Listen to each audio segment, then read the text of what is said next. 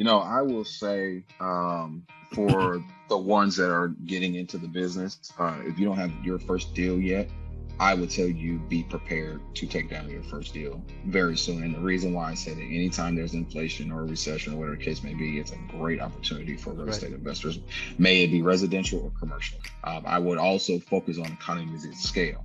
And so what that means is if you want to increase your net worth at a 10x model, I say focus on an asset class that can get you there.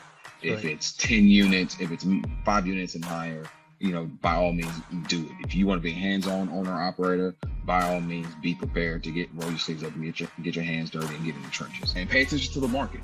Pay attention to the market. And once you start to see the availabilities of property, go for it.